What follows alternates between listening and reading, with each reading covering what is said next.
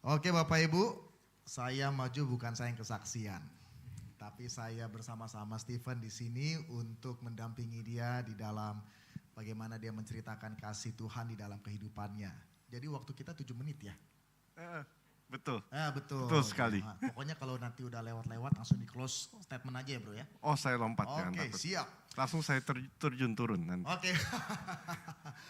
Oke, thank you sudah mau datang ke tempat ini untuk berbagi kesaksian sama kita di GKI Garing Serpong, Stephen. Mungkin kita langsung saja berkenalan siapa Stephen. Ya, yang jelas orangnya ganteng lah ya. Silakan bro. Saya langsung aja itu the pointnya. Saya memang mungkin dari kelihatan secara fisik sudah tahu ya buta, dan sebenarnya saya itu butanya total. Jadi lampu pun saya sebenarnya nggak bisa melihat gitu. Dan ya tentu memang hasil itu membawa saya jadi pahit ya, karena kan dari kecil saya buta dari lahir. Saya pikir teman-teman yang lain semua kok happy bisa lihat mama, papa semua, tapi saya buta gitu. Jadi otomatis itu yang membuat saya jadi pahit sama Tuhan, sama orang tua, sama orang-orang yang sekitar saya. Sebenarnya saya harus bersyukur, tapi malah saya jadi pahit gitu. Dan unfortunately sedihnya hidup saya jadi hancur ya karena kepahitan itu. Oh jadinya memang kamu buta bukan dari orang yang melihat, tapi memang buta dari lahir. Betul, dan itu pun sebenarnya kalau mau dibilang lagi kesalahan dokter gitu. Karena intinya prematur dan dimasukin ke inkubator dan hasilnya jadi langsung buta gitu. Dan tapi kan ya sebenarnya dari lahir, karena saya belum pernah merasakan gimana melihat kan gitu. Oke, jadi sekarang kalau mau tanya nih kesibukannya apa dan kira-kira minatnya apa sampai Stephen kelihatannya semangat sekali sih. Wah, hari ini. itu pusing sih. Pusing? Pusing. Okay. Dari apa nih? S1 musik, saya ambil piano performance, dan nantinya mau pensiun, udahlah pikir musuh salah musik di sini, apalagi secara saya karena kan klasik, piano klasik. Nantinya saya coba berteologi, saya ambil di STTII, lalu saya juga sempat bekerja sama papa, berdagang, masuk ke usaha papa, tapi every now and then juga saya sangat diberkati karena punya kesempatan untuk kesaksian juga di tempat-tempat lain, dan juga saya juga traveling ke Belanda dan ke Swiss untuk khususnya Belanda ya untuk kesaksian juga dan melayani gereja. Dan ya sebenarnya snidbit aja hobi saya bungee jumping, Iya. Bungee jumping dan skydiving saya belum pernah, cuma saya kepengen skydiving. Pengen skydiving, oke. Nanti kalau ada boleh kasih rekamannya ke kita Siap. mau lihat ya. Oke, bro saya mau tanya di sini kan maksudnya dengan keterbatasanmu kan bisa main piano gitu ya, dan memang juga kalau dilihat dari kemarin kan di gereja kan sudah ada nih profilnya main pianonya itu, konsernya itu kemana-mana gitu ya. Apa kira-kira yang membuat ketertarikan dan mengapa itu justru menjadi satu hal yang mendorong Stephen itu untuk dengan keterbatasan main piano seperti itu? Piano sebenarnya umum, semua orang, banyak orang buta pun yang bisa main piano, dan sebenarnya saya in the way di Indonesia orang buta yang juga termasuk yang jelek sebenarnya main pianonya.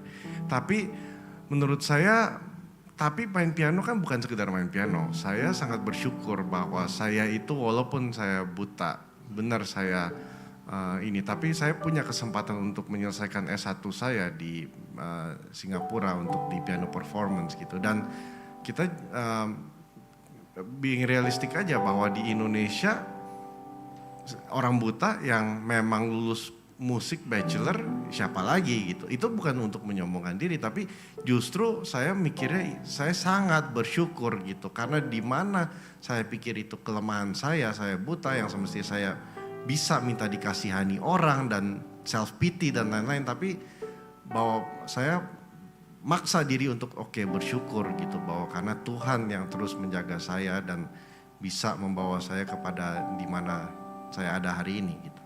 Oke, apa tantangannya bro? Kalau mau boleh tahu gitu ya. Tantangannya menjadi orang buta itu apa? Wah banyak sih. Dari kadang mau jalan aja juga harus dituntunin. Mau kadang pergi kemana-mana aja sulit. Kemana-mana apalagi di Indonesia yang masih banyak. Nggak usah di Indonesia, saya bertemu di Singapura. Singapura aja juga masih ada banyak penolakan gitu terhadap orang-orang buta. Entah itu penolakan dari pekerjaan, dari kuliah, dari sekolah dan lain-lain. Jadi sangat banyak gitu. Berarti pernah kecewa sama Tuhan? Sangat, justru itu awalnya kecewa dan puji Tuhan saya bertobat karena saya jadi sadar kok saya yang punya banyak dukungan itu tidak bersyukur gitu. Sedangkan banyak orang-orang buta lainnya mungkin otistik atau mungkin orang tuanya bercerai karena anaknya buta, nggak diurus, dibuang atau nggak ada edukasi dan lain-lain. Kok mereka masih bisa bersyukur gitu. Dan disitulah saya terima Tuhan gitu. Jadinya memang sejak terima Tuhan itu hidupnya berubah ya? Ya puji Tuhan, masih banyak tantangan. Saya masih khawatir ke depannya bagaimana. Sekarang aja kadang saya bilang, saya balik lagi ke musik, mau menyelesaikan, saya mau coba sebenarnya S2 di Belanda. Tapi sekarang aja saya kadang masih khawatir, Tuhan bisa nggak ya? Kekhawatiran masih ada terus menerus. Tapi kunci untuk saya satu sih, bersyukur sih. Karena yang statement Paulus bilang itu, My grace is perfected in weakness itu 2 Korintus 12:9 itu sangat relevan untuk saya. Kasih karuniaku cukup bagimu. Dan itu ayat yang terus saya pegang. Oke, terima kasih. Sudah 7 menit belum? Sedikit lagi. Sedikit lagi. Untuk dia pasang timer soalnya. Untuk closing saya mau bersyukur aja sih. Bahwa karena pada akhirnya kelemahan saya itu sebenarnya adalah justru driving force untuk saya terus maju. Yaitu apa? Yang saya bilang, saya buta dari lahir. Jadi saya belum pernah punya perspektif gimana merasa itu, melihat itu apa saya nggak punya perspektif. Beda kan sama orang yang buta, tapi udah melihat tapi buta itu beda. Saya sama sekali belum pernah melihat. Tapi ketika saya dipanggil pulang Tuhan nanti, satu-satunya pribadi pertama yang saya akan lihat yaitu Tuhan Yesus Kristus sendiri. What a joy, betapa bahagianya bahwa saya orang yang belum pernah melihat, tapi nanti pertama kali yang saya akan lihat itu Tuhan saya sendiri. Dan itu adalah driving force justru untuk saya, walaupun kadang saya mau menyerah dalam hidup. Saya kadang lelah, apalagi saya juga orangnya melankolik gitu. Jadi gampang untuk, aduh Tuhan capek, aduh Tuhan. Tapi justru itu yang membuat saya, oke Tuhan saya akan bertahan. Karena pada akhirnya saya tahu bahwa Tuhan sendiri yang saya akan lihat pada nantinya. Dan with that saya menutup karena waktu saya sudah habis. And terima kasih and God bless you all. Oke, terima kasih kesaksiannya Stephen. Kita sama-sama.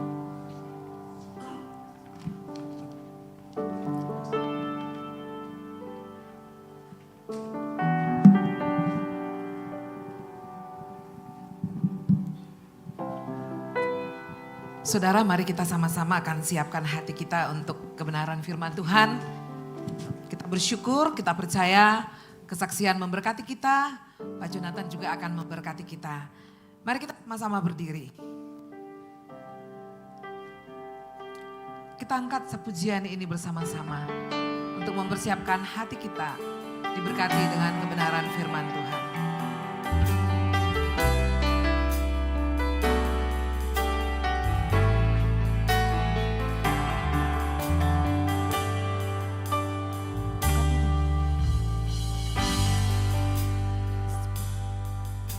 Sorry, tampilannya tadi salah.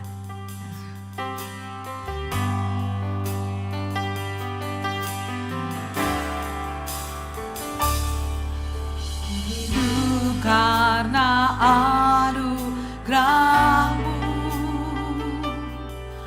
tiada satu pun dapat ku banggakan, semua karena cinta-Mu. Ini hidupku, pimpin jalanku, kasih-Mu mengubah hidupku. Kau memilih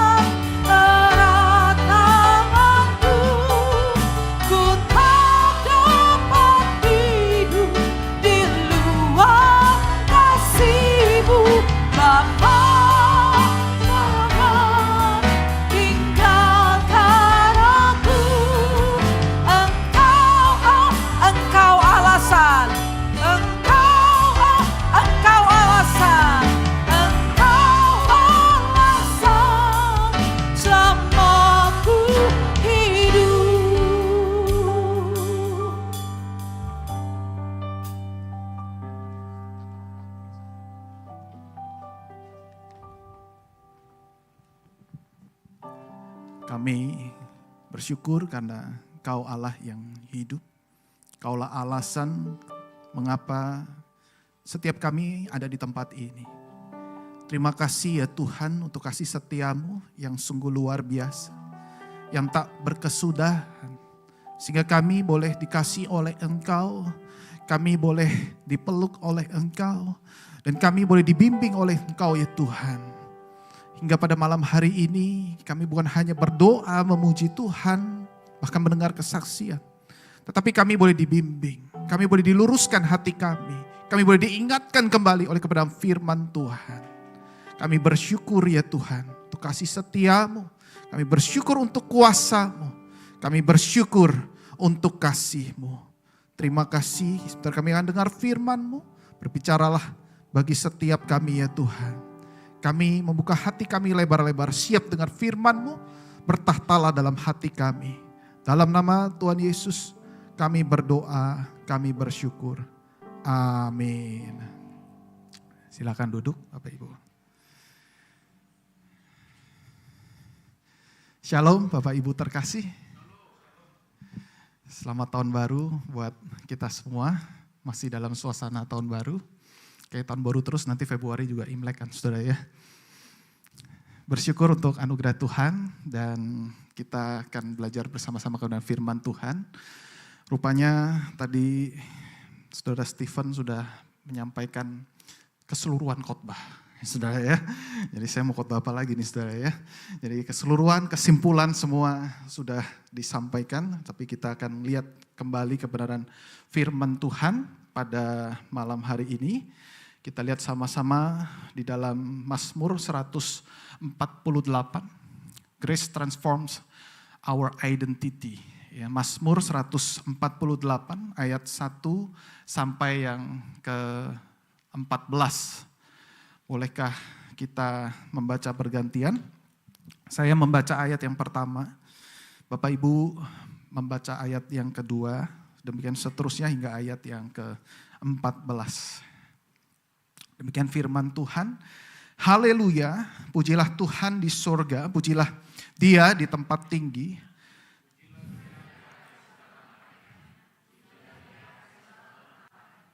Pujilah Dia, hai matahari dan bulan. Pujilah Dia, hai segala bintang terang.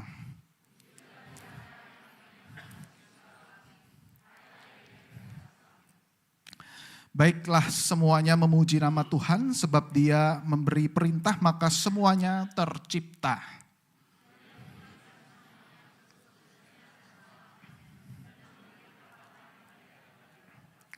Pujilah Tuhan di bumi, hai ular-ular naga dan segenap samudra raya.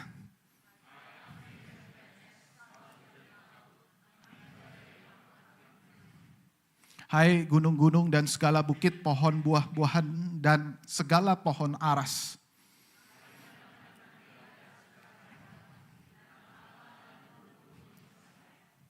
Hai raja-raja di bumi dan segala bangsa, pembesar-pembesar dan semua pemerintah dunia.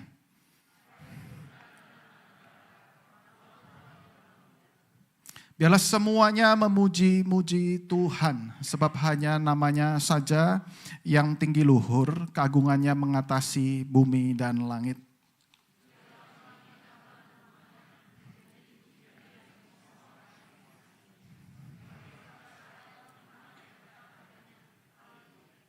Demikian jauh pembacaan firman Tuhan, berbagilah setiap kita yang berfirman, dan setiap kita yang mendengarkan firman, semua untuk kemuliaan nama Tuhan. Dan biarlah setiap kita berbahagia.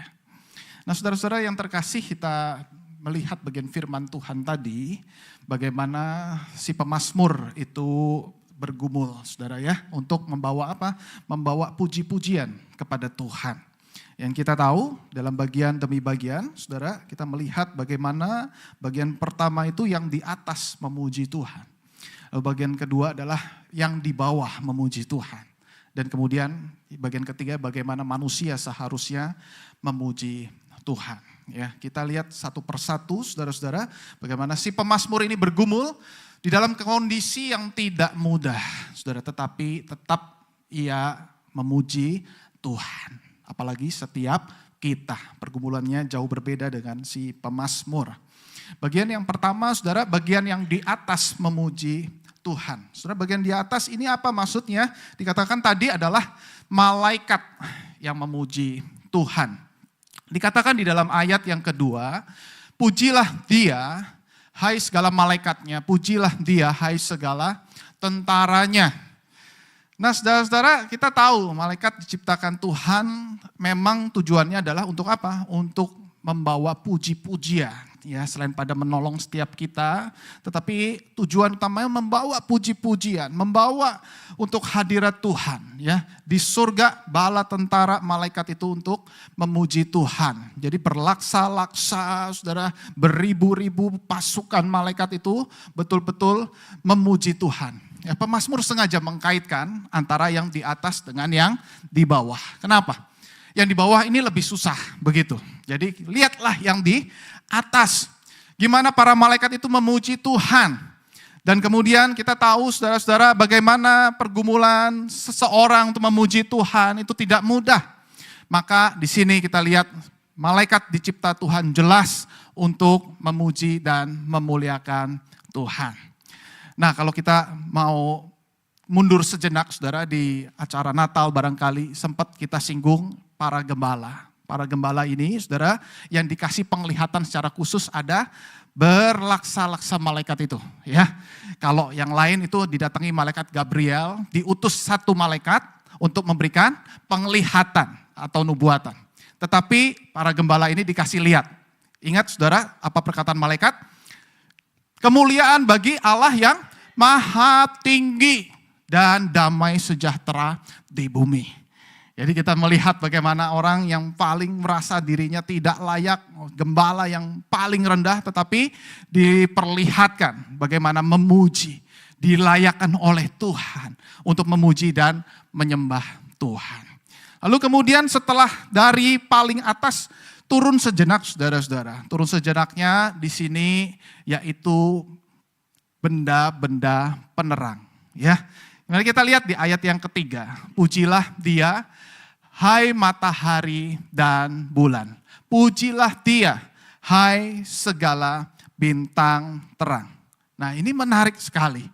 Kalau malaikat kita bisa bayangin, malaikat memuji Tuhan bagaimana, betul tidak? Tetapi di sini, saudara-saudara dikatakan di sini benda penerang.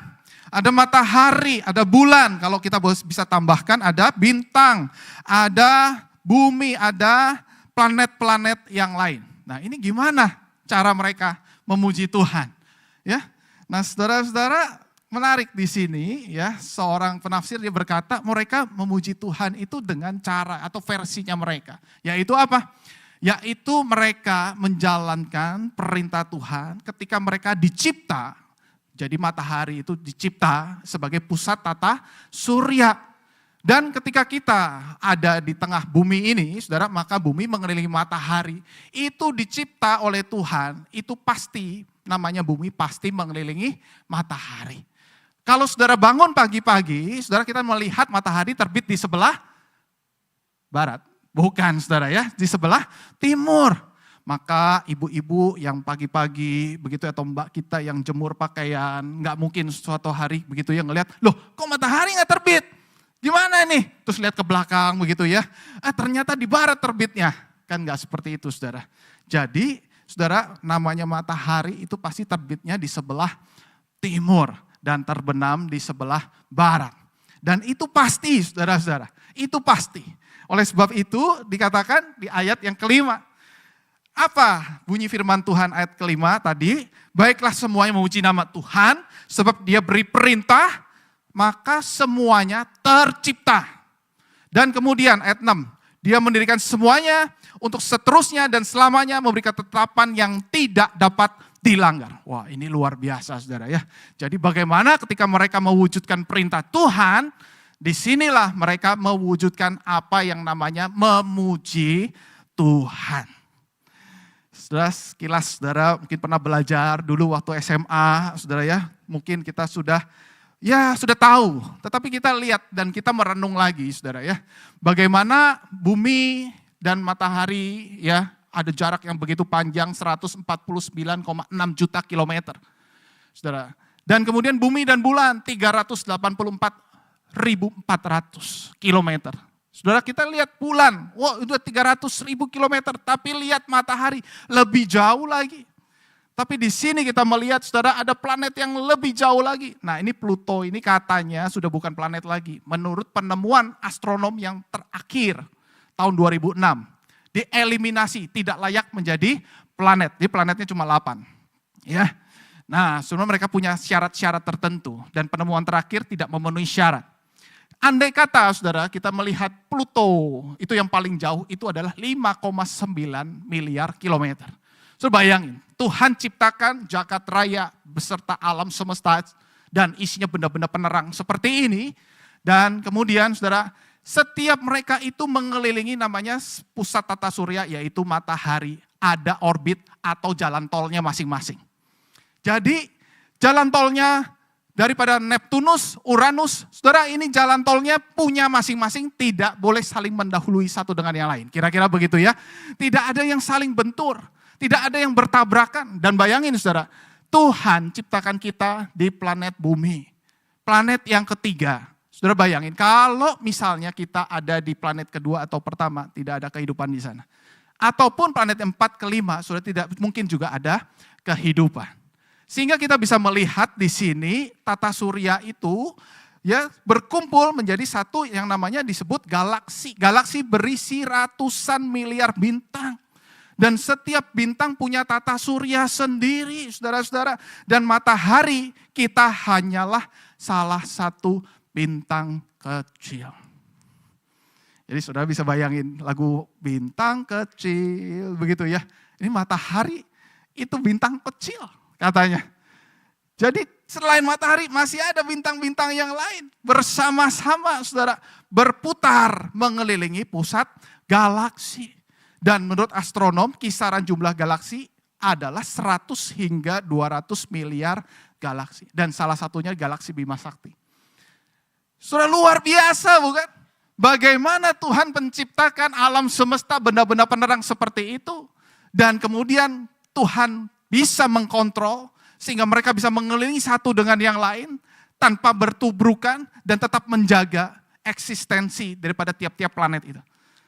Sehingga kita bisa melihat di sini bagaimana ketika firman Tuhan berkata, jadilah, itu pasti Tuhan akan jaga. Tuhan akan maintain semua yang diciptakan itu. Lalu kemudian saudara ketika mengajak ya bahwa yang di atas memuji Tuhan, malaikat dan juga benda-benda planet itu. Pemazmur kemudian melanjutkan bagaimana yang di bawah memuji Tuhan. Kita lihat di dalam ayat yang ke-7, dikatakan pujilah Tuhan di bumi, hai ular-ular naga dan segenap samudra raya. Saudara maksudnya apa? Apakah pemazmur ini percaya pada mitos ular naga, saudara ya? Oh tentu bukan, maksudnya ular naga yang seperti orang-orang Chinese percaya, saudara ya. Ataupun mitos-mitos anak kecil melihat, wah ini ada ular naga ya yang luar biasa, bukan seperti itu. Tetapi saudara-saudara, ketika kita melihat ular naga di sini adalah great sea creatures. Jadi makhluk laut yang besar, ataupun juga kita bisa kaitkan dengan hai api, hujan es, salju dan kabut, angin dan badai. Maksudnya apa? Maksudnya adalah ini menunjukkan kemahakuasaan Allah, kedahsyatan Tuhan. Jadi kalau kita melihat bagaimana ketika mereka itu melihat ada monster-monster laut itu, saudara-saudara, wah ini kita melihat bagaimana menggambarkan Allah yang kalau ngamuk itu dahsyat sekali. Takutlah akan dia. Seperti apa? Seperti hujan es, badai, taufan yang mengamuk, kira-kira seperti itu. Jangan macam-macam dengan Allah. Sehingga kalau kita melihat bagian yang lainnya disebutkan hai gunung-gunung dan segala bukit. Artinya apa? Artinya Allah yang kokoh, Allah yang kuat, Allah yang kekal dari dulu sudah ada seterusnya. Bukankah nama-nama gunung itu ada, tetapi gunungnya sudah ada. Sehingga waktu orang lain mendaki, wah kita panggil saja yang berhasil mencapai gunung tersebut. Ya, tetapi gunungnya sudah ada. Gunungnya sudah ada terlebih dulu. Wah, digambarkan ini adalah bagaimana sifat-sifat Allah. Allah yang kuat, Allah yang dahsyat, Allah yang kokoh. Dan di sini kita melihat saudara-saudara bagaimana mereka memuji Tuhan untuk mencerminkan sifat-sifat Allah yang mulia itu. Lalu kemudian digambarkan, hai binatang-binatang liar, segala hewan binatang melata, burung-burung saudara. Artinya apa? Mereka memuji Tuhannya seperti apa? Artinya adalah mereka juga menjalankan fungsinya. Mereka dicipta oleh Tuhan dan bahkan kita melihat dalam bagian firman Tuhan, terkadang kita pun harus belajar dari mereka. Kita lihat misalnya di dalam Amsal 6 ayat yang ke-6. Saudara, bukankah ini suatu hal yang seringkali menjadi teladan. Bagaimana semut itu kalau bekerja, bekerja sangat keras. Anak muda jangan kau malas, kira-kira seperti itu ya. Kalau malas, lihat semut. Pernahkah kita lihat semut itu nganggur-nganggur? Jawabannya tidak pernah. Semut itu selalu kerja keras. Semut itu betul-betul rajin. Waktu dia cari makanan, muncullah semut-semut yang lain. Kenapa? Karena semut ini dia panggil teman-temannya. Dan semut panggil teman-temannya sampai menjadi rombongan semut. Saudara langsung merasa, banyak banget semut, banyak banget, begitu kan? Nah ini cara semut saudara, mereka saling mengasihi. Mereka tidak serakah. Tidak ada semut, oh ini buat saya sendiri, nggak ada saudara. Lalu kemudian dia bagi kepada teman-temannya, digotong rame-rame. Dibawa kemana? Ke ratu semut. Saudara bayangin ya. Kalau lihat temannya mati, dia juga gotong juga temannya. Ya, nggak tahu mau dikuburin kemana, saudara. Ini semut. Sampai Amsal itu berkata, kalian itu harus belajar sama semut. Perhatikanlah tingkah lakunya adalah bijak. Saudara kita tahu pet lovers. Saudara yang gemar dengan piara anjing. Kita tahu anjing itu sangat setia. Kita tahu ekornya goyang-goyang, saudara itu artinya apa? Senang dengan tuannya, mau ajak main. Saudara pergi, saudara akan dicari sama anjing itu. Kita melihat bagaimana anjing itu menggambarkan kesetiaan. Nah di sini saudara kita melihat binatang-binatang itu memuji Tuhan. Dan kemudian Matius jelas sekali, Yesus pernah berkata apa? Pandanglah burung-burung di langit yang tidak menabur, tidak menuai, tidak mengumpulkan bekal dalam lumbung, namun diberi makan oleh Bapamu yang di surga. Burung-burung ini tidak pernah khawatir, saudara-saudara, akan hari depannya. Jadi pokoknya enjoy aja. Tetapi satu hal yang burung-burung ini percaya pasti suatu saat dapat makanan. Suatu saat cukup untuk hidup. Sehingga Yesus berkata, janganlah kamu khawatir. Dan kita tahu juga bukan setelah ini Yesus menggambarkan apa? Bunga bakung itu indah. Lebih indah dari pakaian Salomo. Nggak usah yang mahal-mahal tapi Tuhan bisa ciptakan yang jauh lebih indah. Yaitu bunga bakung. Maka Tuhan ingatkan. Setiap kita jangan khawatir. Kenapa? Dicukupkan oleh Tuhan. Amin. Bukan hanya dicukupkan tetapi Tuhan menjadikan kita lebih indah seperti bunga bakung. Wow, luar biasa saudara-saudara. Bagaimana binatang-binatang yang ada di bawah manusia ini memuji Tuhan. Dan kemudian terakhir ini saya menemukan saudara ada binatang yang kita pasti sangat menjauhi binatang tersebut.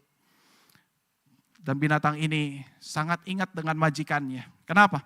Karena diadopsi. Dulu waktu bayinya itu betul-betul terluka dan mungkin terancam dan diselamatkan oleh seseorang. Kira-kira 7 atau 6 tahun kemudian si majikan ini datang, sudah lama gak datang. Dan inilah yang terjadi. Ya, ini bukan kucing saudara-saudara, ini adalah singa, saudara ya.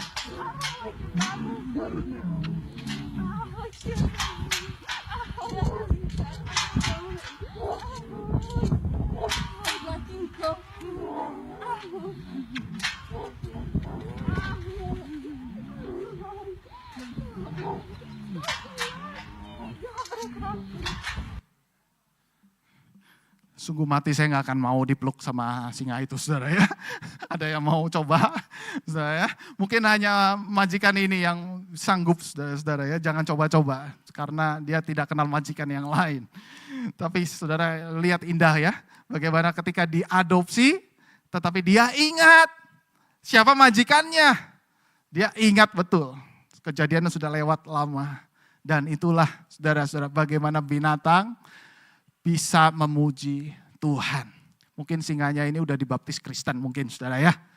Tetapi kita tahu setiap binatang itu ternyata juga ada nilai-nilai Kristen yang baik. Yang kemudian Tuhan seringkali kaitkan. Ayo belajar, lihat semut ya. Lihat binatang-binatang burung di udara itu. Lihat binatang-binatang yang lainnya. Nah kemudian kita masuk ke bagian yang ketiga. Setelah dari atas, saudara perhatikan di sini susunan daripada pemazmur luar biasa. Pemazmur lihat malaikat, bagaimana memuji Tuhan. Lalu kemudian benda-benda langit, benda-benda angkasa, bagaimana memuji Tuhan. Dan kemudian lihat yang paling bawah, binatang yang lebih rendah daripada engkau. Lihat bagaimana mereka memuji Tuhan. Nah sekarang bagaimana seharusnya manusia memuji Tuhan. Doa inilah tema kita pada malam hari ini, identitas manusia di hadapan Tuhan. Siapakah saudara dan saya? Siapakah engkau manusia yang dicipta menurut gambar dan rupa Allah? Saudara, ini menarik sekali. Setelah bagian manusia, baru pemazmur memberikan penjelasan yang lumayan panjang dan memberikan alasan-alasan. Kenapa? Karena manusia diciptakan makhluk rasional. Dia punya cara berpikir, akal pikiran, sehingga ada alasan kenapa harus puji Tuhan. Sedangkan malaikat semua tadi dicipta, lalu kemudian mereka langsung otomatis memuji Tuhan, benda-benda langit dan binatang tadi. Tetapi kita lihat di sini saudara-saudara, bagaimana manusia dicipta menurut gambar dan rupa Allah. Allah mencipta. Bagaimana kita, Allah Tritunggal itu saudara-saudara mencipta manusia sungguh amat baik. Betul? Saudara kalau perhatikan di bagian yang lain, benda-benda yang lain, makhluk hidup yang lain, saudara hanya baik. Tetapi hanya manusia yang dikatakan sungguh amat baik. Oleh sebab itu saudara-saudara Allah ingin menekankan yang sungguh amat baik ini ternyata jatuh di dalam dosa. Sehingga saudara-saudara ketika mereka jatuh dalam dosa, manusia adalah makhluk yang juga paling sulit untuk memuji Tuhan. Dan karena itu saudara-saudara kita melihat di dalam ayat yang ke-11 dikatakan, hai raja-raja di bumi dan segala bangsa, pembesar-pembesar dan semua pemerintah dunia, hai teruna-teruna dan anak-anak darah, orang tua dan orang muda. Artinya apa? Artinya ditekankan saudara berkali-kali seluruh kalangan harus muji Tuhan. Ini saudara yang paling sulit. Sehingga paling banyak ditekankan. Semua kalangan. Yang di atas, yang di bawah, semua harus memuji Tuhan. Nah kalau begitu alasannya apa? Mengapa manusia harus memuji Tuhan? Yang pertama, alasannya adalah karena keagungan dan kemuliaan Tuhan. Layak untuk disembah. Layak untuk disembah. Dikatakan ayat 13, biarlah semuanya memuji-muji Tuhan sebab hanya namanya saja yang tinggi luhur. Keagungannya mengatasi bumi dan langit. Jadi simpel saudara ya, gak usah panjang lebar. Kenapa muji Tuhan? Karena layak. Karena Allah adalah layak untuk kita sembah. Udah, that's it. Kalau nggak layak, misalnya tadi matahari, pohon, dan sebagainya, saudara-saudara, malah justru banyak orang dulu jatuh di dalam penyembahan seperti itu, bukan? Kenapa? Karena luar biasa, dianggap, wah mulia. Makanya ada dewa matahari, tapi mereka belum kenal Allah yang ada di atas matahari, yang mencipta matahari. Maka kita bisa melihat di sini, waktu kita sadar Allah adalah Allah yang layak, Allah yang agung, Allah yang mulia, maka jelas seharusnya kita menyembah Tuhan. Manusia dicipta pasti menyembah sesuatu, entah apapun itu. Dan ciri-ciri menyembah adalah selalu berpikir tentang objek tersebut. Apapun itu, saudara bisa pikir apapun, misalnya uang, kenyamanan, dan sebagainya, saudara-saudara terus berpikir tentang dia. Tetapi kita melihat di sini, bahwa apa yang ada di muka bumi ini adalah sementara dan fana, tidak mulia. Mau dikatakan logam mulia, tetap tidak mulia. Suatu saat harga naik, bisa turun juga. Tetapi kita melihat Allah, Dia agung dan mulia, Dia pencipta langit dan bumi. Bahkan dikatakan namanya saja yang tinggi luhur keagungannya mengatasi bumi dan langit. Oh, luar biasa saudara-saudara. Manusia dijelasin hal ini harus paham, harus ngerti. Dan kemudian alasan yang kedua, kenapa manusia memuji Tuhan? Karena kasih dan kebaikannya. Karena ada anugerah Tuhan. Karena ada grace. Kita lihat di dalam ayat 14 di sini, saudara, pemazmur sangat luar biasa. Ia telah meninggikan tanduk, maksudnya adalah kemenangan di sini. Bagi umatnya menjadi puji-pujian. Bagi semua orang yang dikasihinya muncul, saudara, ada kata kasih. Dan saudara kalau perhatikan, kita mundur sejenak lagi, Lukas 1 ayat 68, ini puji-pujian Sakaria. Dikatakan ada tanduk keselamatan, saudara.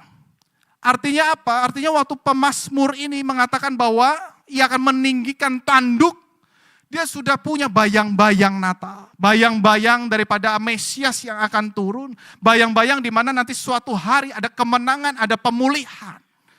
Dan di sini langsung Lukas mengatakan bahwa inilah tanduk keselamatan yang akan membebaskan dan memulihkan umat Israel. Memberikan pengharapan. Wow. Jadi kita bisa melihat di sini Allah yang bertahta, Allah yang mulia, Allah yang kudus itu juga adalah Allah yang penuh kasih dan menyelamatkan umat. Dan hari ini kita udah tahu, saudara-saudara, Allah turun ke tengah dunia, mencari orang berdosa seperti saudara dan saya. Untuk apa? Untuk diberikan keselamatan. Menerima keselamatan, menerima anugerah Tuhan yang sebenarnya kita tidak pernah layak untuk terima anugerah Tuhan. Dan anugerah itu mentransformasi kehidupan setiap kita. Ini identitas kita. Bagaimana kita menerima Kristus yang adalah Allah yang mulia itu. Dan kita adalah manusia yang berdosa. Saudara, saya selalu ingat gambar ini ketika ego mulai tinggi dan kita mulai berpikir tentang diri yang penting, punya obsesi yang penting, punya mimpi besar yang penting, tapi gambar ini memberikan reminder buat setiap kita. You live here. Saudara lihat? You live here. Ini matahari yang begitu besar. Kalau saudara bisa lihat tadi, susunan planet, matahari sangat besar. Lalu kita hanya tinggal di tempat bumi yang sangat kecil ini. Seorang ketika berselisih paham, lu gak ngerti gue siapa? Ini dia jawabannya. You live here.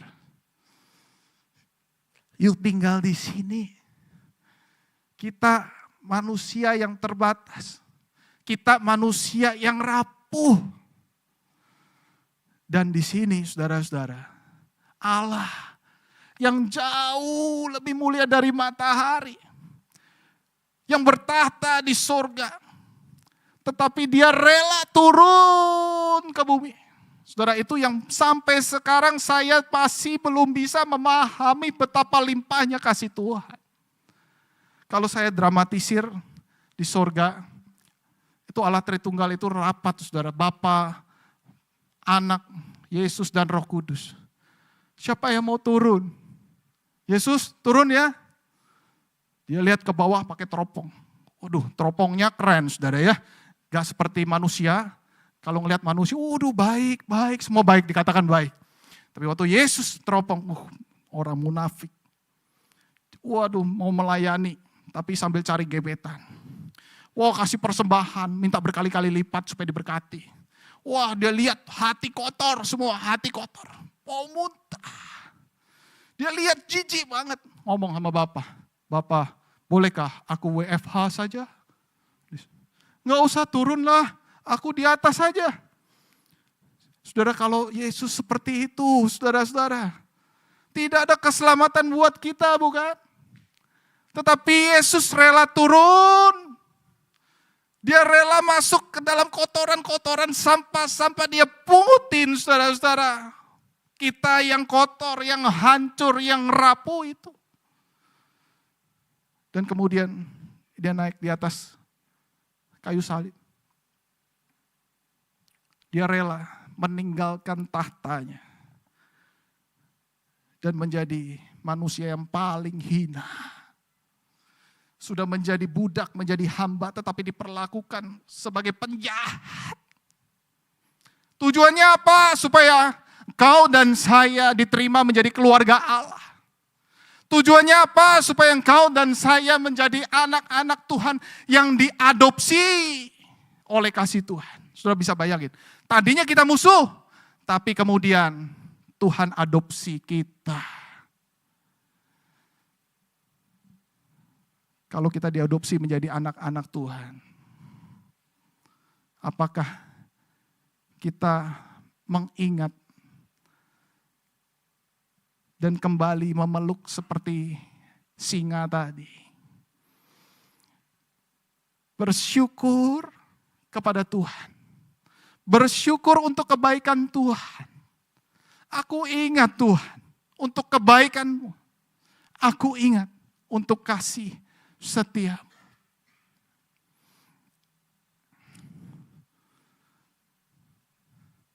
Tanggal 31 Desember kemarin, saudara saya udah siap-siap mau main kembang api sama anak-anak. Perut udah gak enak. Dan kemudian apa daya, ternyata waktu liburan keseruan makan, kuliner sana sini, padahal makannya juga di hotel. Tetapi saudara-saudara, nasib berkata lain. Harus masuk ke rumah sakit karena diare berkepanjangan. Begitu dicek sama dokter, saudara-saudara, apa kata dokter? Ada bakteri, ada jamur di dalam perut kamu. Saya makan apa? Pokoknya pasti makannya sembarangan. Enggak sembarangan, makannya juga baik-baik kok. Seluruh keluarga enggak ada yang kena, cuma saya doang. Padahal saya yang nyetir dan sebagainya, saudara-saudara. Dan begitu saya ngelihat ada jamur, ada bakteri, dan dokter bilang, ini kemungkinan makan sayur mentah. Cilaka, saya langsung ingat, saya makan salad. Salad, bukankah kita makan itu supaya sehat? Tapi ternyata ada bakteri di sana yang sangat kecil mungil. Gak kelihatan, saudara-saudara. Tetapi masuk ke dalam perut dan akhirnya 31 Desember itu saya lihat kembang api dari lantai rumah sakit, lantai 10. Saudara ya. Jadi saya bermalam 3 hari 2 malam di sana. Sambil saya bersyukur, sambil saya juga kadang-kadang ngomel-ngomel, kenapa Tuhan, kok Tuhan izinkan ini terjadi. Di sebelah saya, saudara-saudara, ternyata ada orang yang lebih sulit daripada saya. Tadinya, saudara-saudara, saya ngomel-ngomel, kenapa? Karena waktu saya mau tidur, dia mendengkur kencang banget, saudara-saudara, kencang-kencang banget, waduh, saya gak bisa tidur. Kemudian saya pengen tidur, dia minta lampunya gelap sekali. Saya pengennya ada lampu tidur sedikit menyala. Dia minta juga AC dingin sekali, saya nggak bisa dingin saudara-saudara. Dan kemudian saya mengerutu sama Tuhan. Dan kemudian Tuhan ingatin, you tetap harus bersyukur. Lalu kemudian saya bersyukur, besok pagi saya bangun, saya tanya, you sakit apa? Saya DBD, sudah 1 minggu, trombosit nggak naik. Dan saya masih terbaring di sini. Aduh Tuhan, betapa celakanya manusia yang sulit bersyukur. Isinya ngomel-ngomel. Dan kemudian Tuhan ajar saya untuk bersyukur. Suatu kali ada suami istri yang kemudian dia saling bertengkar satu dengan yang lain. Dan saudara-saudara, apa yang terjadi? Si istri itu kemudian komplain terus sama sang suami. Kenapa? Karena suaminya ini dia kurang sayang sama istrinya. Kenapa kurang sayang? Karena suaminya ini membandingkan istrinya dengan mamanya. Mamanya jago masak, istrinya kurang. Lalu kemudian istrinya komplain karena suaminya tidak lagi perhatian. Suaminya komplain juga saudara-saudara. Kenapa? Karena setiap kali dimasakkan sama istrinya, dia bilang begini, aduh gak enak yang. Gak enak. Iya, kamu ini terlalu banyak garam. Pengen supaya aku darah tinggi ya. Kamu mau nikah lagi tak? Waduh saudara, istrinya dikatakan seperti itu. Lalu kemudian oke, besoknya kasih gula saudara ya. Kemudian dikasih gula, suaminya ngomel lagi. Suaminya ngomel, kenapa kasih gula? Kamu pengen supaya aku diabetes ya? Kamu mau nikah lagi ya? Kemudian yang ketiga kali kemudian istrinya masakin tanpa gula dan garam, saudara. Kemudian suaminya makan, kok hambar ya? Kamu mau buat pernikahan kita hambar? Kamu mau nikah lagi tak? Terus saudara suaminya ngomel seperti itu, istrinya juga ikut ngomel. Suatu hari suami konseling, mulai berubah. Dia pengen punya keluarga yang lebih baik. Setelah dia konseling, diajarin gimana cara memuji istrinya. Dan saudara tahu, istrinya kemudian menyiapkan makanan buat suaminya. Suaminya memuji istrinya dengan tulus. Waduh luar biasa. Hauce yang makanan kamu. Waduh I love you yang. Si istri tiba-tiba mukanya merah. Kemudian berdiri. Dia pukul meja. Marah besar saudara-saudara. Suaminya bingung. Si istri berkata, selama ini kalau aku yang masak, kamu hina-hina. Sekarang mbak yang masak, kamu puji-puji. Saudara, ini adalah gambaran orang-orang yang kurang bersyukur. Tetapi hari ini saudara-saudara, mari kita melihat bagaimana pemazmur mengkaitkan apa yang harus menjadi prioritas, apa yang menjadi hal yang utama, yaitu Tuhan. Mengajak setiap kita bukan melihat kepada diri, saudara, tetapi kepada Tuhan. Saudara, kalau kita melihat kepada diri, suami dan istri melihat pada diri, semua akan saling berselisih. Tetapi kita melihat pemazmur, ayo lihat Tuhan.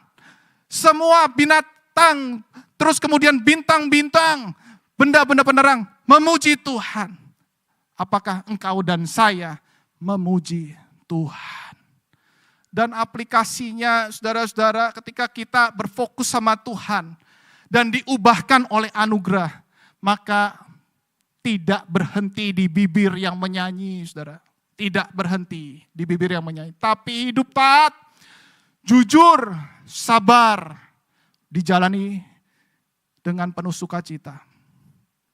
Dan bersyukur tanpa ngomel-ngomel dan bersungut-sungut. Inilah hidup yang diubahkan oleh anugerah. Dan bukankah itulah identitas kita di dalam Kristus? Bukankah engkau dan saya sudah diterima oleh Kristus?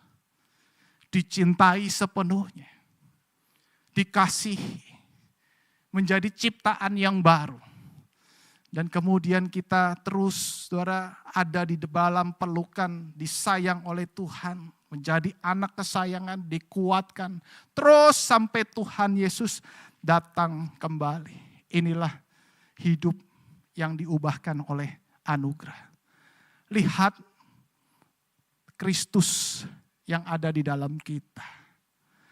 Dan oleh karena itu, saudara-saudara, iman kita ketika kita melihat tantangan yang ada di tahun 2006 mendatang. Saudara, saat ini maukah kita melihat Kristus, melihat Tuhan yang berdaulat, memegang kendali alam semesta, planet, bumi, beserta segala isinya itu. Dipelihara, di-maintain oleh Tuhan.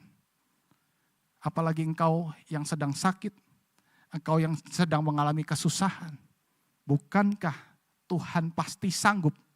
Bukankah itu hal yang mudah bagi Tuhan? Iman tidak selalu diteguhkan dengan memandang ke depan. Tetapi seringkali dikuatkan ketika kita memandang ke atas dan menyadari kekuatan Tuhan. Tadi bersyukur karena saudara Stephen boleh menyaksikan bagaimana ia bersyukur yang sesungguhnya. Walau gak bisa melihat, tapi saya percaya hatinya melihat Tuhan. Hati saudara Stephen terkait terus sama Tuhan. Dan bersyukur saya untuk kesaksian daripada Bro Stephen tadi. Dan selanjutnya adalah setiap kita, saudara dan saya. Apakah kita terus memandang Kristus, melihat Kristus lebih indah daripada segala-galanya. Jangan kau khawatir di hari yang penuh dengan tantangan, hidup di tengah bangsa yang sulit. Tapi lihatlah Kristus, Dia berdaulat dan menuntun setiap kita. Mari kita tunduk kepala, kita ambil waktu tenang. Saudara-saudara boleh berefleksi sejenak.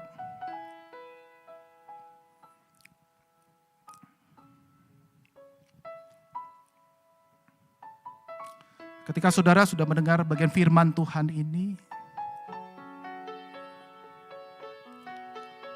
saudara, apakah engkau rindu untuk memandang kepada Tuhan? Kau adalah manusia yang punya identitas yang baru, menerima keselamatan dari Tuhan. Engkau adalah orang-orang yang sangat dikasihi oleh Tuhan. Dibandingkan dengan makhluk hidup ciptaan lain, Tuhan lainnya, saudara. Kita adalah orang yang sangat amat baik. Dicipta menurut gambar dan rupa Allah. Dan bahkan ketika saudara dan saya berdosa, Tuhan rela turun. Saudara berdoa. Mungkin kau dan saya sedang khawatir di tahun 2026 ini. Dalam pekerjaan, dalam kehidupan rumah tangga. Saudara percaya Tuhan memegang kendali. Tuhan mencipta kita dengan tujuan supaya kita memuji, menyembah Tuhan dalam segala keadaan. Saudara, apakah saudara rindu untuk di tahun yang baru ini tetap kau melihat Tuhan lebih indah? Saudara berdoa dalam hati. Saudara nyatakan permohonan saudara di hadapan Tuhan.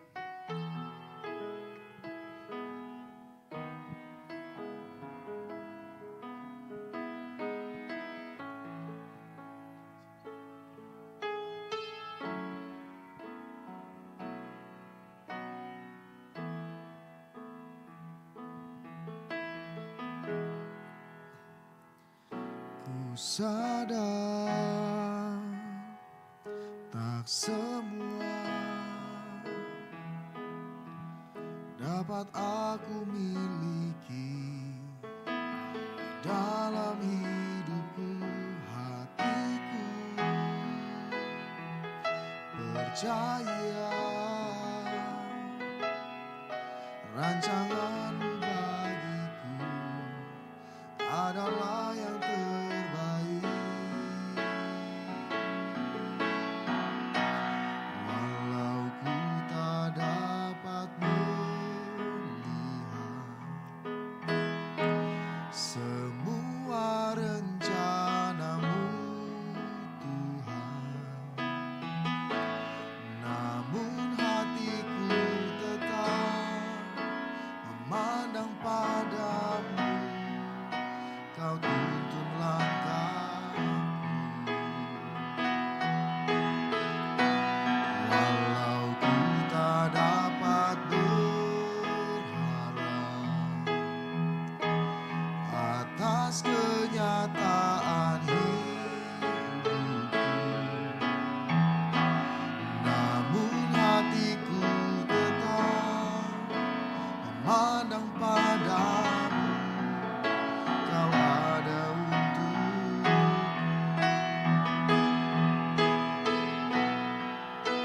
Biar musik tetap mengalunkan pujian ini, saudara.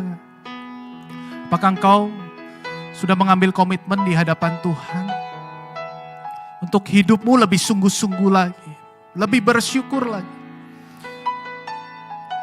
Kau rindu agar imanmu lebih bertumbuh lagi.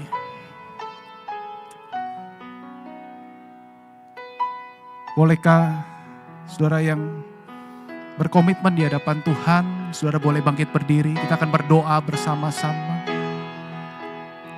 Setelah engkau berdoa dalam hati, saudara boleh bangkit berdiri bersama.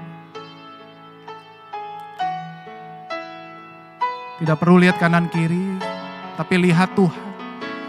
Pandang wajah Tuhan yang mengasihi engkau.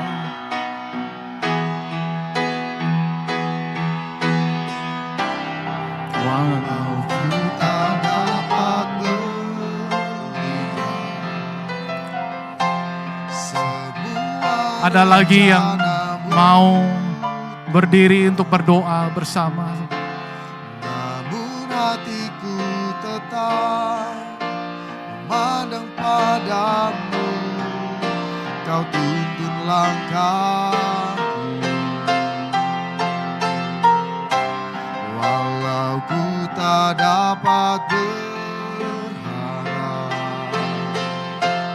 atas kenyataan hidup. Puji Tuhan. Ada lagi saudara, Namun hatiku tetap terus berdoa, pandang padamu. mohon sama Tuhan.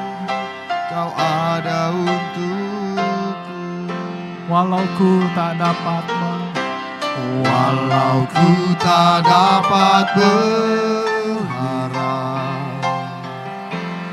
semua rencanamu Tuhan, namun hatiku tetap memandang padamu. Kau tuntun langkahku,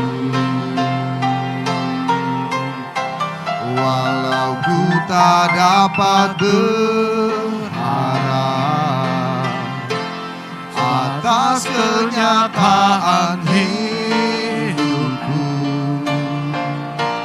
namun hatiku tetap memandang padamu. Kau ada untukku. Musik mengalunkan dengan lembut.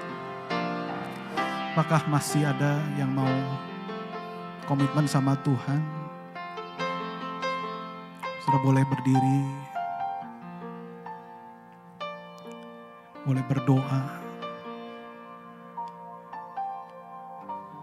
Kita percaya Tuhan melihat, Tuhan tahu dalam isi hati saudara. Pendeta Martin akan berdoa buat setiap kita. Mendoakan setiap kita. Hati yang terangkat kepada Tuhan.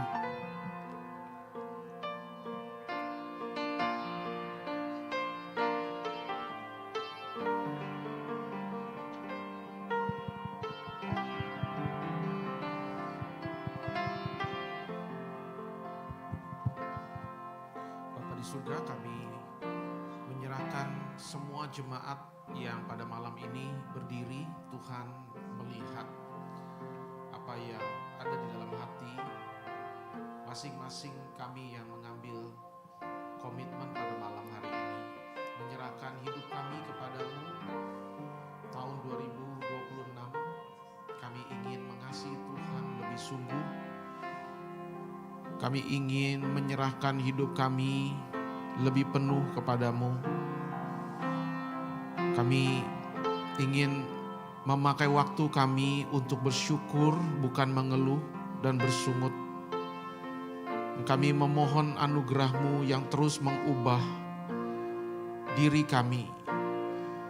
Kami tahu kami adalah orang-orang berdosa yang telah dikasihi dan yang telah ditebus oleh darah yang demikian mahal. Dan Engkau mengangkat kami menjadi anak-anak-Mu.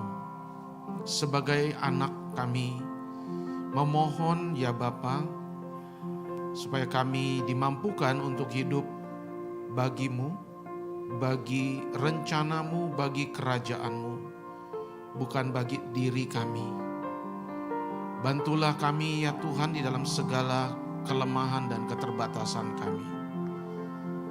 Dari hari ke hari, Tuhan pimpin langkah kami. Kami tidak bisa melihat apa yang ada di depan, tapi kami melihat kepada Tuhan yang setia, yang akan menuntun setiap hidup kami anak-anak-Mu. Terpujilah Engkau Tuhan. Teguhkan hati kami dan iman percaya kami. Dan komitmen ini kami bawa di hadapan-Mu Tuhan, meteraikan dengan Roh-Mu yang kudus. Dalam nama Tuhan Yesus Kristus kami berdoa. Amin. Amin. Silakan duduk semua.